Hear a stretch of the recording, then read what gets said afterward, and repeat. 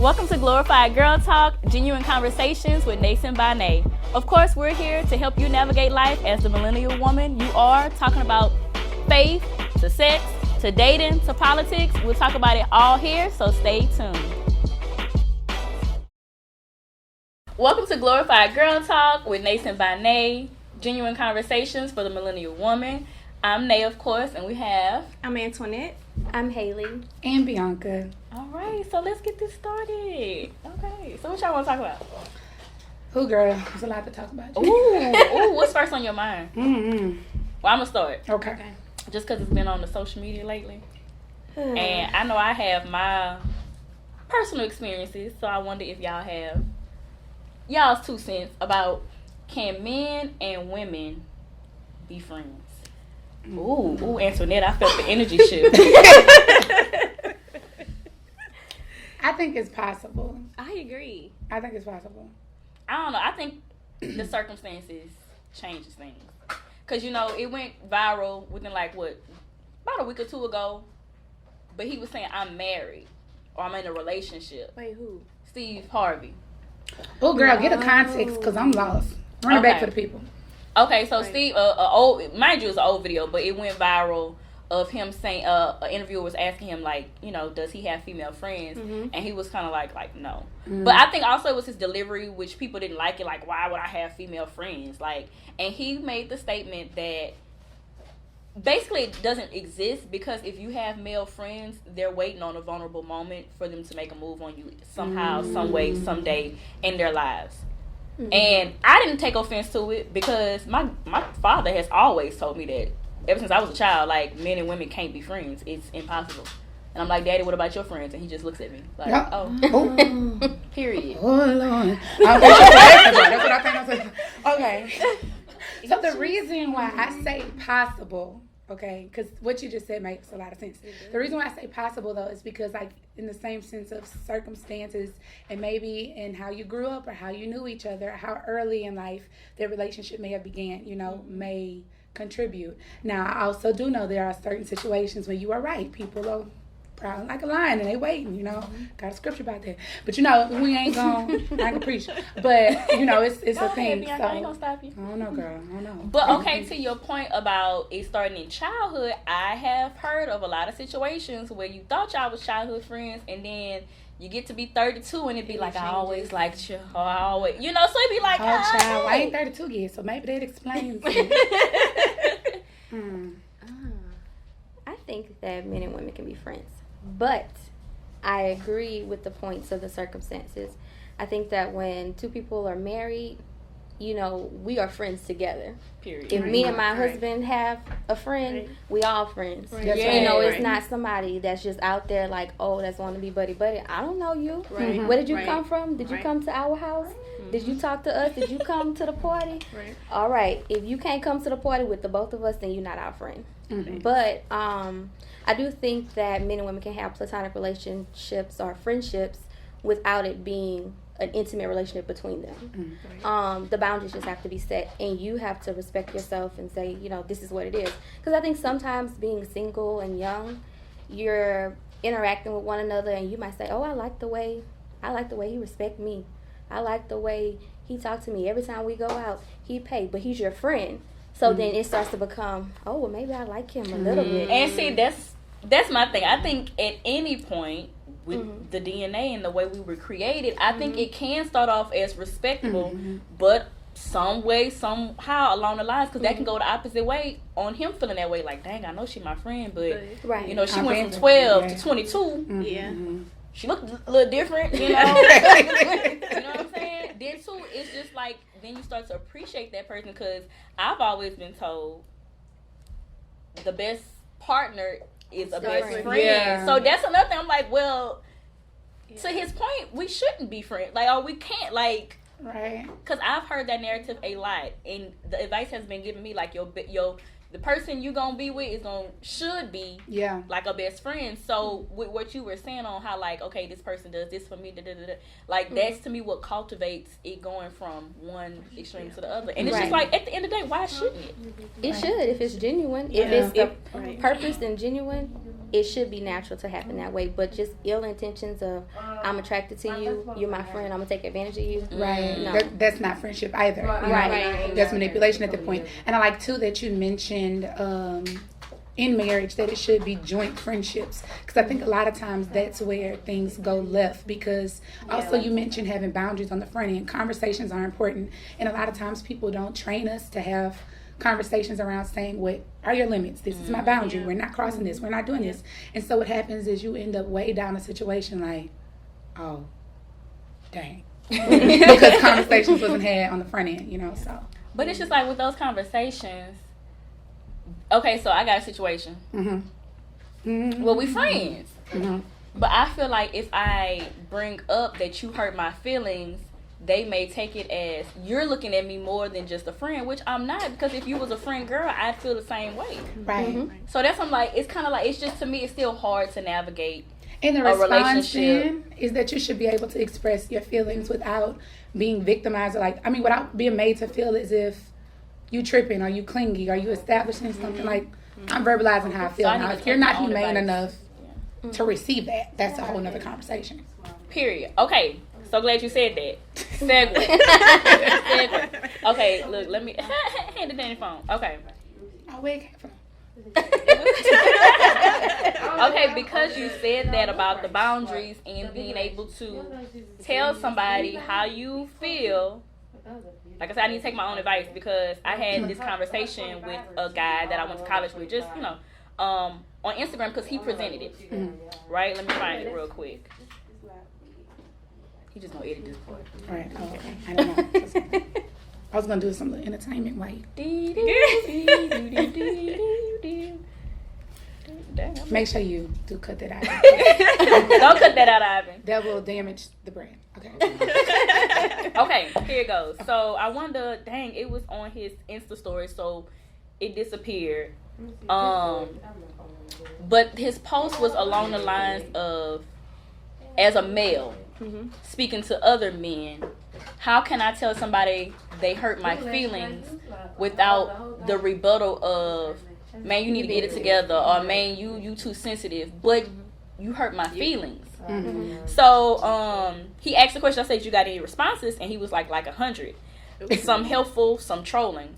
So my 2 cents on it. I said, my first thought was, why do you feel like expressing, I'm sorry, he's from Baton Rouge, Louisiana. This is the term he used when he presented the questions. If I express myself to my feelings to somebody about how they hurt my feelings, how do I do so without looking like a hoe? Exactly, because now as I'm reading my response. So, okay, rewind. So I said, my first thought is a question to you.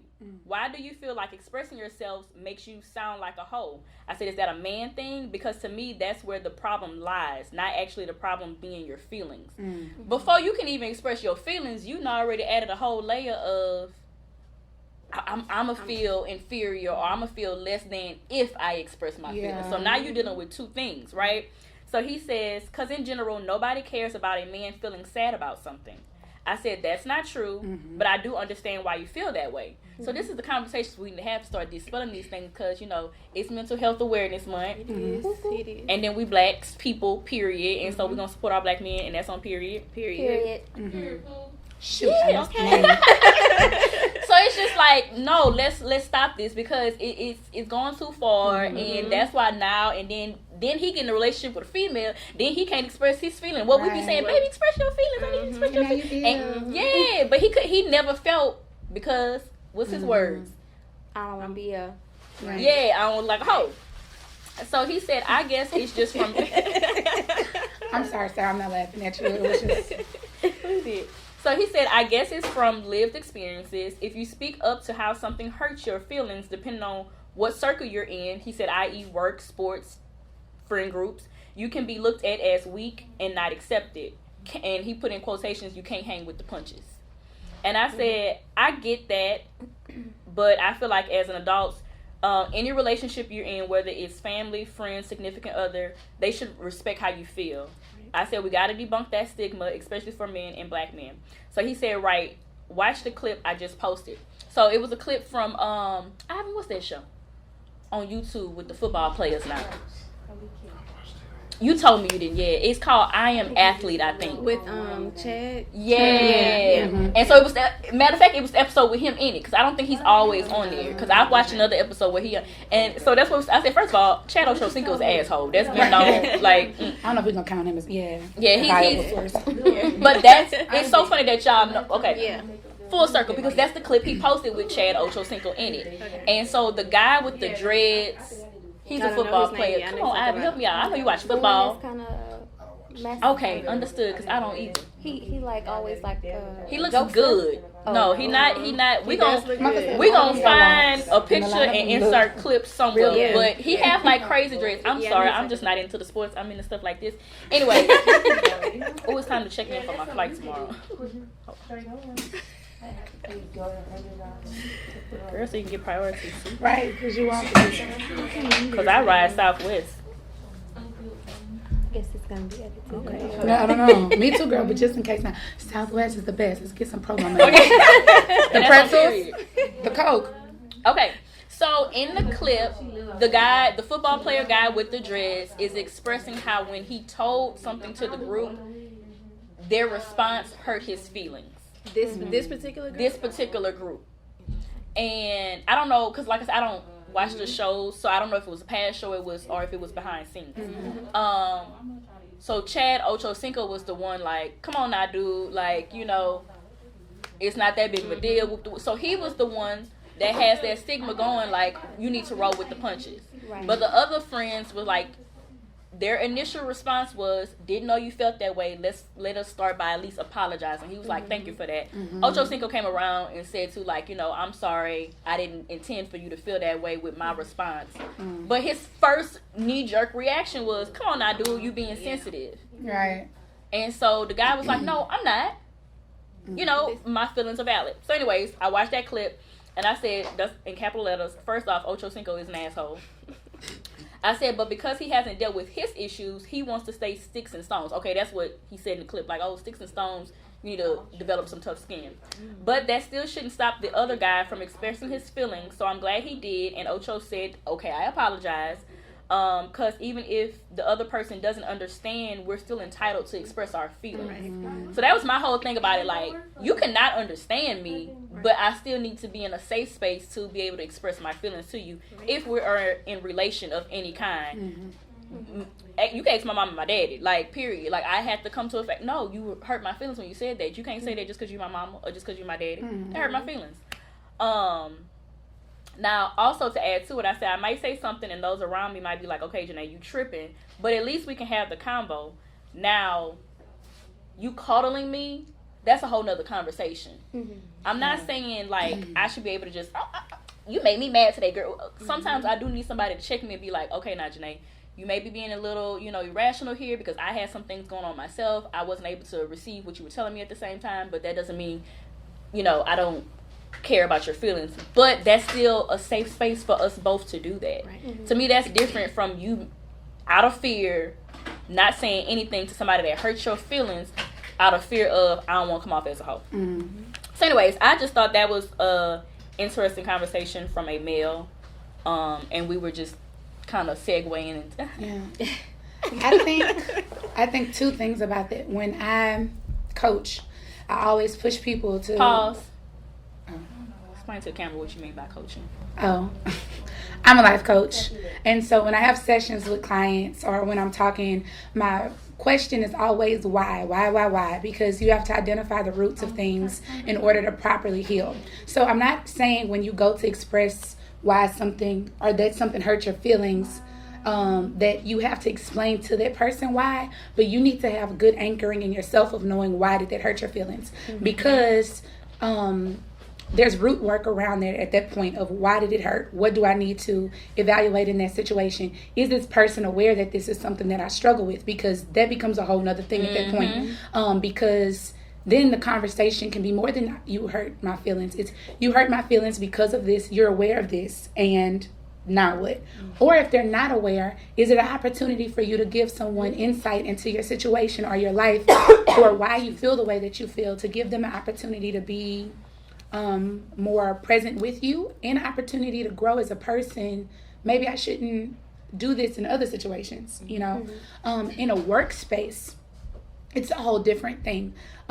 We've been trained at my particular job, if something upsets you or you take offense to it, what is the tactical approach to attacking it? Because go with their neck. No. You don't have to tell her. We told her. Okay. Actually, I was about to die because sometimes that's what. But yes, you want to see what's the attachment to it in terms of how does this benefit this company. If my feelings continue to be upset in this, what can it potentially mean to the business? So that's what the conversation is around. Today's meeting offended me because of this, and I feel that I will not feel the product for our organization is in danger because of this. Like, so I'm gonna blow it up. Right. I felt disrespected because I didn't feel heard, because my work didn't feel received, because, and then that way feelings are taken out of it. It becomes a tactical thing. And in certain places you can express your feelings, and in certain spaces you have to express the product won't be complete because. Right. So that's because behind it though, because if I know me, if I'm stressed or I'm emotional, I'm not performing at my best. But I do see what you mean by taking feelings out of it, or at least the words. The words. Because another thing too, in workspace, you cannot let people know. You cannot let people know at your workplace they are not your friends how you feel about something, because they will use it when they want to use it. Yep. So the deadline may not be met because you did not respect my time today. My feelings may be, that hurt my feelings. You knew I had something to do and you still asked me. Your deadline won't be met this week because you stepped on my time. Period. But at the same time, I feel a way about that because I get it though. Politically speaking, I have heard of situations, I know of some where the feelings or the emotions, if you express that or they take it that way, they use that against you to terminate you, or you need to see a psychiatrist. Performance evaluation. Yeah, like they'll take that, but it's just like, I say I'm gonna blow you up because sometimes I do think, period, we let people off too much, and you playing with me, and you know you playing with me, and it's a vicious cycle of that. And I don't like that because now I am emotional, but I have every right to be. That's the thing too, I guess, with that conversation I was having with that guy. Thing is, sometimes I'm emotional. Why, like people call me a drama queen. At this point, I've accepted it. I am. Why is something wrong with that? You know what I'm saying? Now, I do get in the workspace. We have to kind of, tailor things a certain way. I get that. I am professional. However, it was so funny. Okay, I got to tell my personal business. So I've been feeling stressed at work. I can't convey it the way I fully want to because of the nature of the job. It's not a tangible product. It's documents, it's emails, it's going back and forth like this. So, but I'm fed up. And so I had a one-on-one with my manager who allows me to have a safe space. And she went and she said, "Oh, Janae went off on me." I didn't go off on her, but I had a moment which I didn't use the words emotion. I didn't use the words feelings. I said what it was that was getting on my nerves. But of course, with the way I conveyed it, I was emotional, right? And so that's another thing, a play on words. I stopped using words like angry and stuff. I was passionate about it. Oh, you seem very passionate about that situation. Let's explore that. So anyways, I went off. I was just like, y'all don't pay me enough to do this, this, this, and this. It shouldn't have been given to me. I don't like it. I'm fed up. And she was like, wow. And she always says, well, I always want to at least, Janae, thank you for your honesty. Oh, that's all you're going to get. Because I think it's doing a disservice to myself and also the company if I can't be honest with you. And like you said, go back to why you are not receiving the end goal that we're all being employed to do. You're stressing me out. And y'all, so the other factor of my job that has been stressing me out is a particular company. So we deal with a lot of outside vendors to help us do what we need to complete. This particular vendor gets on everybody's nerves. Like, y'all, like it's bad. So every time they got on my nerves this week, I reported it to upper management. They gonna get on your nerves like they get on ours because to your point, this is starting to affect what you need from me. So every single time they escalate, because if y'all won't do something, I really feel like we need a boycott. I've been trying to think about how can we do it, but anyway, like take them down. Yeah, take them down, because it's like at this point it's either me or them. But I know they're gonna be like, it's gonna be them, Janine. So, anyways, I just think it just sucks though. I get being politically correct. I get taking the worst feeling out of it and stuff like that. But at the end of the day, it's just like people don't stop being bullies. Mm-hmm. And to clarify, I'm not suggesting not to say anything. I'm definitely saying to say something, but be mindful in how you do. Because that same response that you, at least they will know that you are willing to speak up about it, and that you're adamant about it, and like you said, you're passionate about it. And so they won't be able to say they didn't know. They won't be able to say you're just complacent. You're going to know I was upset. You're going to know I was upset. You're going to know I was upset. Now, I was joking earlier, though. I think sometimes we, reel back from doing those things. Are you all scared of always that angry black woman stigma? Like, I'm not scared of it, but I just hate to be painted that way, because I think that makes them easier to do whatever they need to do to get rid of us. Because it's gonna be easy to be like, oh girl, she had that. Oh yeah, HR, yeah, we deal with this. Let's go ahead and get this on out of here. I'm definitely, like you said, I'm not afraid of it, but I'm always mindful of it. And I think I hate the fact that I have to be mindful of it. Right. Why is it I can't genuinely respond to something or genuinely express myself in the way that just may be natural. Right. For me, I have to be super mindful of it. Right. But I do want to go back and touch on, you said a keyword, safe spaces. Mm-hmm. I've been talking a lot lately about we have to be better at being intentional about creating safe spaces, not just in the workplaces, but personally as well. Just friendship, relationship. Going back to his comment, it makes me think about why is that a stigma, and why do people feel, well, if I speak my mind or say how I'm feeling, I'm going to be looked at in this way. I think we have to go back, like you were saying, root work. We have to go back to just how we were brought up, how we were raised, what we were taught. If you say a certain thing, you're going to be looked at this way. If you do this, so I think what needs to happen is a mindset shift. Yeah. Like, we need to have more conversations about it, because just like Chad, even though he is an asshole, even though he is an Chad asshole, Ochocinco might watch this video and flame us up. But guess what? Any publicity is good publicity. So. Even if not a snort. oh shoot, and I just lost my train of thought. Starts with you.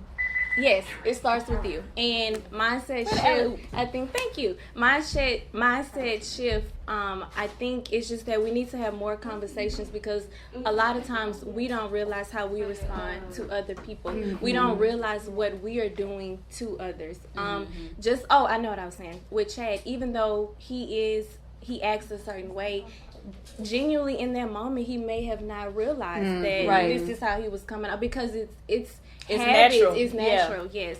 So just in saying that, again, we need to just be more intentional about creating safe spaces and paying attention to how we respond to others, and in thinking about how we would want other people to respond to us. Yes. Definitely. I agree. I was thinking it does start with you at the end of the day. Every situation, how you look at it, how you interpret it, that's something that I've learned in the workplace. Sometimes, you get a little flustered, but I remember a very stressful situation at work, and people always ask me, like, how I handled it. Even in, like, interviews. How did you handle this most stressful situation? I hate that question. But why we even gotta go there? Right. because it happens. Yeah. But it does. And so I remember sometimes it's not about what somebody said to you or how they said it to you, but what are they actually saying? Right. Because sometimes we take their tone or their approach as criticism, when it could be just a way to teaching us to do something different. So like, I've trained my mind to say, no, you're not being argumentative with me. No, you're not being aggressive with me. You're telling me something that's important for me to be able to fulfill what I need to do. Now, when it gets to the point where someone is being disrespectful, it's a continual behavior after I've expressed that maybe you should try a different approach, then that's when I feel like you have to step in and say, hey, this is my boundary, this is what needs to happen. In that sense. Now, in personal, we all grow up different. Right. Very different. our values, our morals, how we communicate with one another. I have people that I know that curse each other out in regular conversation, and that's just normal. You know, where it's like every time you say a curse word to me, I feel like, ooh, you know, I gotta check myself, and I'm like, I'm a grown woman, but it still make me feel like I did something bad, or like it's a bad intention. And so just because I feel that way, you grew up in a household, not you, but this person grew up in a household where that's normal. Them coming to tell me something and using that type of language doesn't mean that they're trying to be derogatory or disrespectful. Right. Because some people say certain words out of terms of endearment. You my bitch because I love you. You know what I'm saying? But I'm like, what? Why you just can't call me your friend? Right. You know? But, and then as far as like us as people, y'all, I feel like it goes so much further back. Like all the way to our ancestors. Look, I ain't all the way there yet. I was going to get there. But I'm like, you know, we were taught an enslaved like mentality. We were taught to be, you know, put out fast and have to do what we have to do to survive. We were taught not to have relationships that actually lasted. Relationships for our ancestors, they were ripped apart several times. Fathers had multiple children in multiple lands. You know, you couldn't have a consistent, loving family home in that type of environment. And so it's just like, how do you think that you could birth generations and generations and us not to have certain brokenness or certain, you know, family cycles of abuse and stuff that we don't realize that we're doing. Sometimes people point to that as a reference to negate the statement that, oh, that was hundreds of years ago, y'all should be over it. But it was as recent as you funneling like school to prison. Like it's a pipeline, you know. Families are still being destroyed and separated. Morphed into something else. But that's so what came to my mind. When, I ain't want to get all deep, but we gonna have to get it. We gonna have to take the roots. When you were saying, where did that even start? And that's the first thing that popped in my mind, because to his point of, I'ma seem like a hoe. Think about when they were getting ripped. Like, I'm a man, this is my wife, and you were taking her away from me. You were raping her, and I can't do anything about it. But the best thing I can do is put on a face. You know what I'm saying? I can't let your words as a man to me rip me apart. But so now we didn't it's a callus. I didn't build this up. I didn't build this up over years and years. So now I'm gonna teach it to my son, because I need him to survive. I need him to be able to withstand this situation, you know. But so now it's just taught. So now it's just like, and so why would we, I don't think they was having, this is not to be funny, but I don't think they was having slavery circles and being like, hey, master hurt me today. Can I talk to you about it? You know what I'm saying? I'm being real. You know, they couldn't have that moment with their homeboy in the shed. You know, like, man, he beat me hard. Like, you couldn't have that moment. So it's just like, and they couldn't have that moment at all. And then you can't even have that moment with your wife. Because now I feel like I got to be strong for her too. Like, this situation's happened to both of us, and it's just like, it's just so messed up, because it's like the whole construct of marriage, or even a family structure. It doesn't even have to be marriage. It could be a brother to a sister, a father to a son, or a father to a daughter. But we all got to just save face. Like, I can't let on to you, because I just need us to kind of just. It's so crazy to say get through this, because it happened for hundreds of years, and I mean, in more situations it's still happening. Like it wasn't until I was more a teenager or an early adult that my dad started calling me a princess. Like, it's so funny the way he does it. Like, I wouldn't call it princess when I was 7. It wasn't until I was 17 I'm able to understand, like, I don't live in a bubble, that he can now say, you've always been my princess, and let's act accordingly. Or even my mom, one time she said, you don't think I don't want to give you everything you want? Like, you don't think if I was in a position, now I think that was twofold. I can't give you everything you want, because I need to prepare you for other things in life. But, you know, she was a single mom, so it was a lot of times she had to be hard.